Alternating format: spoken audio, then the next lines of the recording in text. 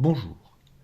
L'énoncé d'aujourd'hui est tiré de l'épreuve de mathématiques du concours général des lycées de 2012. J'ai trouvé assez rigolo et c'est un tout petit bout d'un exercice de l'épreuve. Pour tout entier, donc c'est de l'arithmétique, pour tout entier n supérieur ou égal à 2, on dispose de la décomposition en facteur premier, n égale P1 puissance A1, facteur de P2 puissance A2, facteur de facteur 2, facteur de Pk puissance AK. Où les nombres premiers distincts P1, P2 jusqu'à Pk sont les diviseurs premiers de n, et les exposants A1, A2 jusqu'à AK sont des entiers strictement positifs. On pose alors f de n, donc si on a un n qui s'écrit comme ça, donc dont la décomposition en facteur premier est celle-là, on pose f de n qui est égal en fait à 1 puissance P1 fois A2 puissance P2 fois AK puissance Pk. Donc f de n est obtenu en inversant les exposants et les nombres premiers qui interviennent dans la décomposition en facteur premier de n. Notons enfin E, l'ensemble des entiers n supérieurs ou égaux à 2, n'ayant que des exposants strictement supérieurs à 1 dans leur décomposition en facteur premier. Autrement dit, un n qui s'écrirait comme ça, mais avec que des trucs strictement supérieurs à 1 en exposant. Jamais un nombre premier tout seul puissance 1, quoi. Alors, 15 ne marche pas, 3 fois 5, c'est pas bon. Même 3 fois 2 au carré, 3 fois 4, 12 ne marche pas, parce qu'il y a 3 puissance 1. Il faut que chaque nombre premier qui intervient dans la décomposition soit à une puissance supérieure stricte à 1, donc supérieure ou égale à 2. Ok, pour être dans l'ensemble qu'on a noté E. Petit 1, calculer f de 36 puissance 36, f de 36 puissance 36, et f de 36 puissance 36. Petit 2, pour tout entier a supérieur ou égal à 2, montrer qu'il existe des entiers naturels alpha et bêta tels que a soit égal à 2 alpha plus 3 bêta. Et enfin, petit 3, en déduire que si n appartient à E, ce fameux ensemble E, eh bien, alors il existe un élément petit m de E aussi, tel que f de m soit égal à n. Autrement dit, que tout élément petit n de E admet un antécédent dans E par l'application f. C'est parti. Alors, petit 1, calculer f de 36 puissance 36. Bon, histoire de nous mettre nous familiariser un peu avec f. Donc, il faut déjà commencer, pour pouvoir calculer f d'un entier n, il faut savoir le décomposer en facteur premier. Il faut regarder qui est 36 puissance 36 déjà.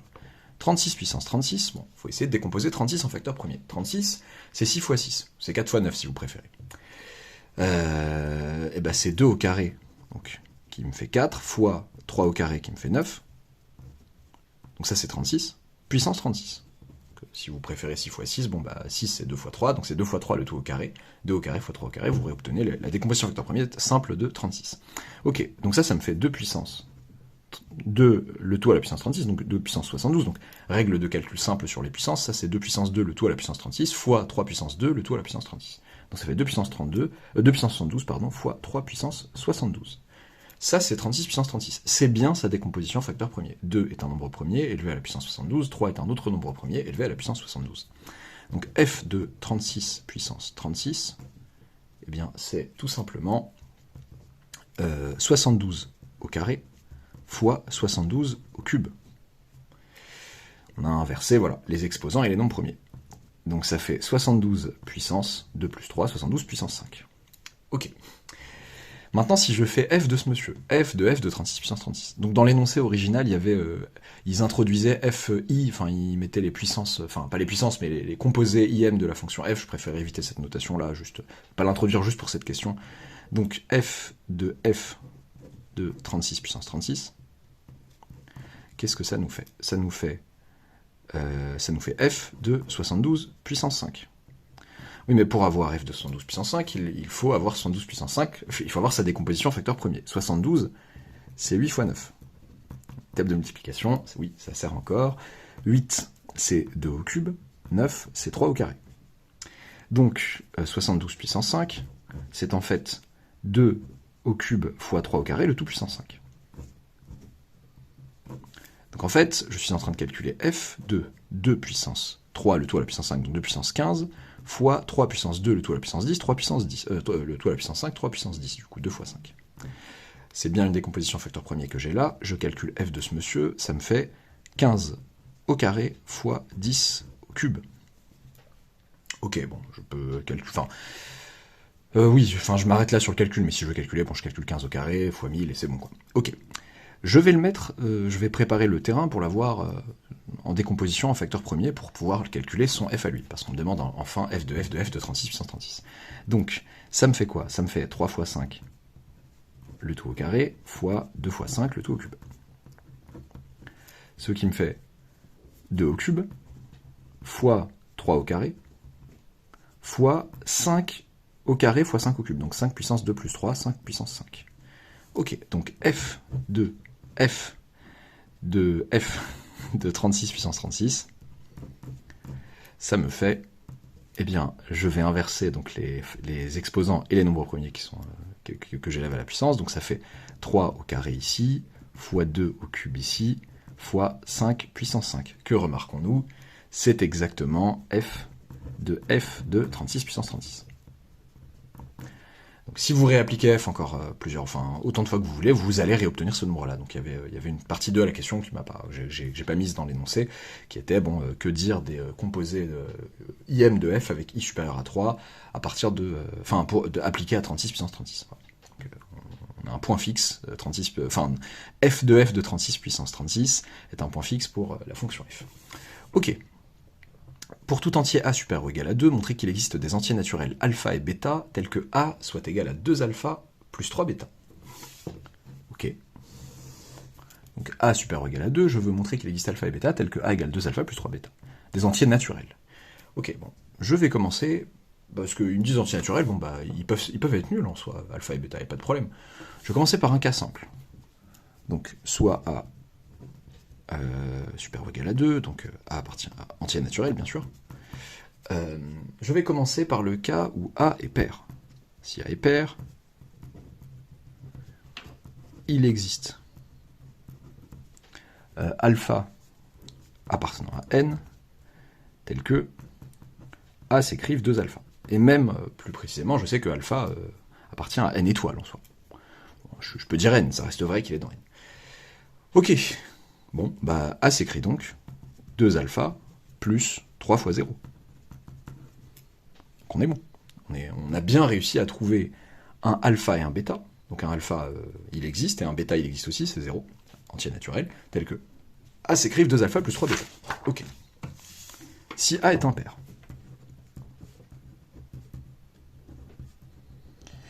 eh ben il existe alpha appartenant, alors on va voir, à machin, tel que A s'écrive 2 alpha plus 1. On m'a dit que A était supérieur ou égal à 2. Est-ce que alpha peut être égal à 0? Non, parce que ça ferait 1. Alpha appartient à n étoiles. Bon, tout à l'heure, je ne l'ai pas précisé, ça me servait pas, ça servait pas à mon propos, c'était pas faux. Hein. Ne soyez pas choqués de voir écrit n ici. C'est vrai qu'il est plus précisément dans n étoiles, mais il me suffisait qu'il soit dans n pour que mon propos soit validé. Pour que la conclusion que je cherche soit validée. Alors, ok, j'ai pas écrit 2 alpha plus 3 bêta. Ce que je vais essayer de faire, je vais plutôt l'écrire K. Je vais dire, il existe K. Bon, c'est pas faux de l'appeler K. Pourquoi? Parce que j'ai pas l'impression que c'est le alpha qu'il me faut à la fin. Pour faire apparaître un 3 là, qu'est-ce que je vais faire?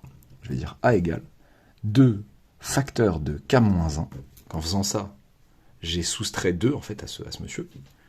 Plus 3, en fait, plus 2, plus 1. Ça fait 2 facteurs de K-1 plus 3 facteurs de 1. Donc ici, j'ai réussi à écrire A égale 2 alpha plus 3 bêta, avec alpha qui est égal à K-1 et qui appartient bien à n.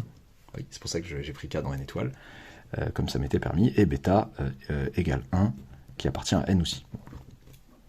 Ok, donc dans l'autre cas aussi, j'aurais pu expliciter en disant, voilà mon alpha, voilà mon bêta. Bon, mon alpha c'était alpha, et mon bêta c'était 0. Ok, d'où le résultat. On a réussi à montrer que pour tout entier naturel A supérieur ou égal à 2, il existait un alpha et un bêta entier naturel tel que A s'écrive 2 alpha plus 3 bêta. Alors attention à un truc. On aurait pu penser, donc la première fois que j'ai vu ça, vite fait comme ça, visuellement j'ai pensé un peu au théorème de Bézout. En me disant, 2 et 3 sont premiers entre eux, donc déjà, c'est évident qu'il existe un U et un V, si vous voulez, entiers relatifs, tels que 2 fois U plus 3 fois V égale 1, leur PGCD, oui, en prenant 3 fois 1 plus 2 fois moins 1, ça marche. Et du coup, corollaire de Bézout, ça serait que quel que soit le multiple du PGCD de 2 et 3, donc quel que soit le multiple de 1, quel que soit l'entier naturel non nul en réalité, eh ben, il existe des entiers relatifs alpha et bêta, tels que le nombre en question, que vous pouvez appeler, je sais pas moi, n, s'écrivent 2 alpha plus 3 bêta, ou a, ici, puisse s'écrire 2 alpha plus 3 bêta. Et donc j'aurais gagné. Non, parce que l'énoncé ici spécifie alpha et bêta, tous deux entiers naturels. Là, j'aurais eu un souci. On aurait pu dire, ah non, mais attendez, si l'entier n, que vous voulez écrire 2 alpha plus 3 bêta, avec alpha et bêta entiers relatifs, est un entier naturel, il faudrait de la positivité chez alpha et bêta. Non, pas forcément. Il faudrait pas que les deux soient négatifs. Il faudrait quand même que bêta soit positif.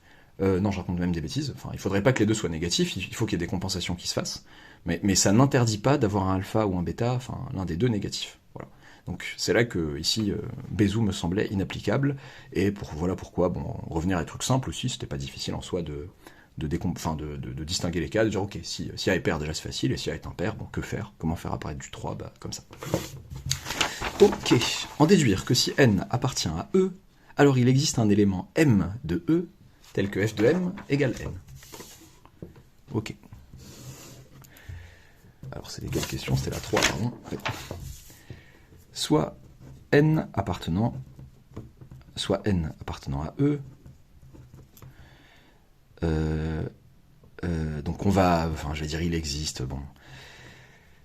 Donc, n égale, je vais me permettre d'aller un peu vite parce que en profitant voilà, de l'écriture de l'énoncé qui est là, en toute rigueur j'aurais dû dire il existe P1, P2 jusqu'à PK, nombre premier, A1, A2 jusqu'à AK, entier strictement positif tel que. Hein, je vais aller un peu plus vite que ça en profitant de la notation d'énoncé, P1 puissance A1, P2 puissance A2, fois PK puissance AK, que je peux d'ailleurs noter, si je veux un peu me familiariser avec la notation produit pour... bon, il n'y a pas de complexe ici, on s'en fiche, donc I égale 1 jusqu'à K des PI puissance AI, avec, donc attention, avec quel que soit I appartenant à 1K, ça c'est une notation pour dire l'ensemble des entiers de 1 jusqu'à K, eh bien AI supérieur ou égal à 2. Okay, c'est l'hypothèse. Appartenir à E, c'est que tous mes exposants soient supérieurs ou égaux à 2. Ok, bon, ça veut dire quoi ça? D'après 2, déjà, si je veux profiter de 2,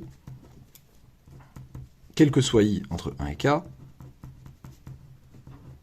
eh bien, il existe alpha I et bêta I, couple d'entiers naturels, j'aurais pu dire sans la parenthèse alpha I virgule bêta I appartenant à N, du coup deux entiers naturels, tels que AI s'écrivent 2 alpha I, pardon, plus 3 bêta I. Pourquoi alpha I et bêta I? Parce que ça dépend du AI, c'est pas forcément les mêmes entiers à chaque fois. Ok, donc comment j'écris N? N s'écrit donc, si j'écris cette notation-là, bon, je vais me mettre les deux notations pour pas perdre les gens, P1 puissance 2 alpha 1 plus 3 bêta 1, facteur de P2 puissance 2 alpha 2, le 2 il faut que je me décide, plus 3 bêta 2, facteur de PK puissance 2 alpha K plus 3 bêta K. Ce qui s'écrit aussi, si je veux noter avec l'autre notation là, produit pour I allant de 1 à K, des PI puissance 2 alpha I plus 3 bêta I. Ok, il faudrait montrer que N est l'image d'un certain M qui appartient aussi à E par l'application, cette fameuse application bizarre qui inverse, qui prend la décomposition facteur premier de quelqu'un et met les nombres premiers en haut et les exposants en bas. Comment je me débrouille? Bon, je ne saurais pas trop quoi faire, si ce n'est peut-être jouer un peu sur les puissances, et dire attendez, mais ça là, ça c'est aussi, donc, il y a des règles de calcul sur les puissances sur les produits, pardon, plutôt ici, qui peuvent vous paraître étrangères, mais qui ne le sont pas en soi, parce que je vais expliciter avec ce produit-là. Ça, c'est PI puissance 2 alpha I. Donc là, on sait que dans le produit, c'est du PI puissance 2 alpha I fois PI puissance 3 bêta I. Ok, je vais essayer de... Donc ça, dans un même produit. Là, j'ai tout à fait le droit. Ça, règle de calcul de base sur les puissances, ça fait ça. C'est aussi produit pour I allant de 1 à K des PI puissance 2 alpha I fois produit pour I allant de 1 à K des PI puissance 3 bêta I. Oui, en fait, vous le voyez peut-être plus simplement là, ça fait PI puissance 2 alpha 1 fois P1 puissance alpha 1 fois P2 puissance alpha 2 fois PK puissance alpha K fois P1 puissance 3 bêta 1 fois P2 puissance 3 bêta 2 fois jusqu'à PK puissance 3 bêta K. Je les ai juste mis, j'ai mis les puissances avec les alpha I ensemble et celles avec les bêta I ensemble dans le produit. Ok, et ça c'est aussi... Alors, déjà, dans un même produit, donc c'est aussi PI puissance alpha I, le tout au carré, à l'intérieur. Bon, ça c'est pareil, règle de base sur les calculs sur les puissances. C'est l'occasion pour moi de faire réviser les gens, et notamment les terminales, de leur faire réviser leurs règles de calcul sur les puissances qui sont parfois pas tout à fait acquises. PI puissance bêta I, le tout au cube. Tout ça au cube, voilà, à l'intérieur du produit. Ok, sauf que le produit de A1 au carré fois A2 au carré fois A3 au carré fois A4 au carré, c'est A1 fois A2 fois A3 fois A4, le tout au carré. Autrement dit, ça c'est le produit pour I allant de 1 à K des PI puissance alpha I, le tout au carré, facteur du produit pour I allant de 1 à K des PI puissance bêta I, le tout au cube. Pareil, on peut le voir aussi avec le produit un peu éclaté, entre guillemets. Si j'écris que là j'ai P1 puissance alpha 1 au carré fois P2 puissance alpha 2 au carré fois fois PK puissance alpha K au carré, j'écris juste la partie qui est là, et ben je peux dire que c'est P1 puissance alpha 1 fois P2 puissance alpha 2 fois PK puissance alpha K, donc tout ce machin, le tout au carré. Pareil pour l'autre au cube. Ok, bon, est-ce que là je tiens pas... Alors, qu'est-ce qui est sympathique là, c'est que j'ai des nombres premiers en exposant. Et ben ça c'est tout simplement F de 2 puissance, donc produit pour I allant de 1 à K des PI puissance alpha I, facteur de 3 puissance, le produit pour I allant de 1 à K des PI puissance bêta I. Bah oui, si je pars du nombre 2 puissance cette quantité fois 3 puissance cette quantité, et ben c'est bien sa décomposition facteur premier que j'ai là, c'est 2 à une certaine puissance strictement positive, 3 à une certaine puissance strictement plus positive, et du coup si je calcule son F, ça me fait ça. Bon, alors désolé, j'ai dû interrompre brutalement, j'allais être en retard pour mes cols. Promis, j'allais pas vous douiller. Ça aurait été une grosse douille de vous dire, ok, ça appartient à eux et c'est fini. Et du coup, on a terminé l'exo. Donc j'ai plus la feuille d'avant, j'ai juste regardé le premier morceau de la vidéo et bien, il y avait cette expression, il fallait voir si ça appartenait toujours à eux. Pas toujours. Le problème pour que ça appartienne à eux, c'est qu'il faut que ces exposants soient supérieurs ou égaux à 2, strictement supérieurs à 1. C'est ça qui était demandé pour être un élément de E. Est-ce que c'est toujours vrai ? Eh bien, il se pourrait que tous les alpha I soient nuls. Je rappelle que les alpha I sont obtenus dans la décomposition en facteur premier du nombre n que j'ai. AI, tous les AI qui étaient les exposants s'écrivaient 2 alpha I plus 3 bêta I. Rien n'interdit à tous les alpha I d'être nuls. Même s'il y a des nombres premiers ici qui sont supérieurs ou égaux à 2, si je mets puissance 0 à chaque fois, je suis mal barré. Si quel que soit I appartenant à un n, à un k, pardon, alpha I est égal à 0. Qu'est-ce que ça veut dire ? Ça veut dire que AI égale 3 bêta I, avec bêta I différent de 0. Bêta I plus grand ou égal à 1, sinon AI serait nul. Et AI n'est pas nul. Les AI sont strictement positifs. Mais donc, si je reviens à mon nombre n maintenant, peut-être que si malheureusement tous les alpha I sont nuls, ça fait un produit de 1 et ça fait 1. Donc j'aurai 2 puissance 1 et je suis mal barré. C'est pas ça que je veux. Je veux pas un élément comme ça. Je veux un élément qui appartienne à eux. Je reprends n. N s'écrirait donc produit pour I allant de 1 jusqu'à K des PI puissance AI, mais AI c'est 3 bêta I dans ce cas-là. Ça serait donc le produit pour I allant de 1 à K des PI puissance bêta I, le tout à la puissance 3, qui est donc, comme on l'a vu tout à l'heure, produit pour I allant de 1 à K, des PI puissance bêta I, le tout à la puissance 3, avec le même argument que tout à l'heure. Donc, un produit de alpha 1 au cube, de C1 au cube fois C2 au cube fois C3 au cube, etc., c'est C1 fois C2 fois C3, le tout au cube. Règle sur les puissances. Mais ça, c'est cool. Ça, c'est 3 puissance produit pour I allant de 1 à K des... je raconte n'importe quoi. Ça, c'est N, et je veux dire que c'est F de ça, pardon. De 3 puissance produit pour I allant de 1 à K des PI puissance bêta I. Et cette fois-ci, j'ai l'assurance que le produit pour I allant de 1 à K des PI puissance bêta I est supérieur ou égal à 2. il est supérieur ou égal à P1, puissance bêta 1 qui est strictement positif, et P1 c'est un nombre premier, donc supérieur ou égal à 2.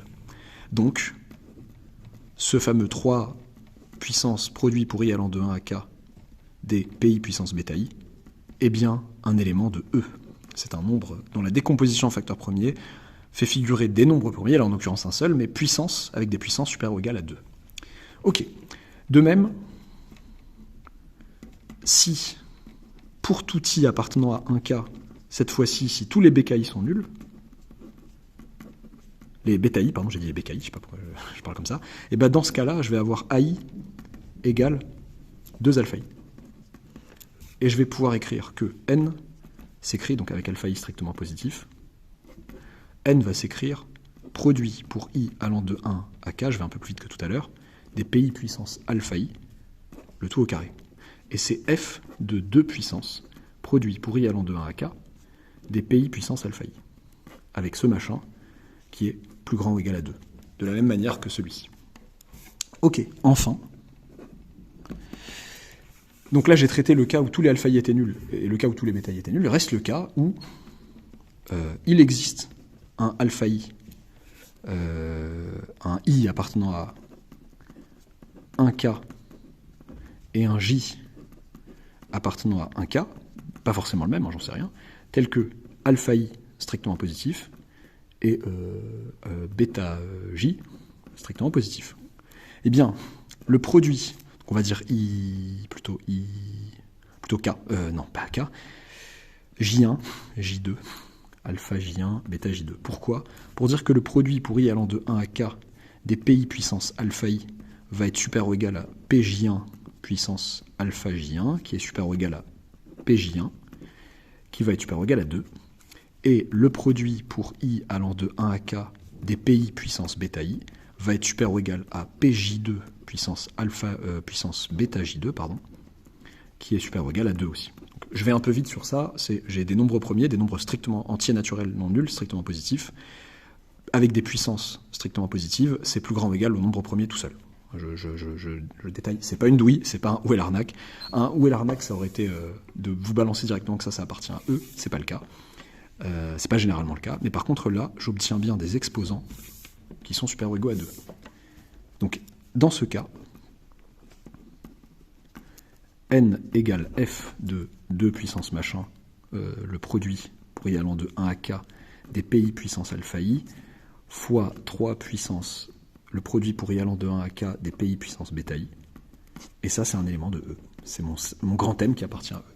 Et j'ai prouvé dans tous les cas que si n était un élément de E, alors il existait un M appartenant à grand E, tel que n égale f de m. Je suis désolé de ne pas pouvoir m'attarder plus, je ne devrais pas être à l'endroit où je suis. N'hésitez pas à vous abonner si ce n'est pas encore fait, à activer la petite cloche des notifications, et à bientôt pour une nouvelle vidéo.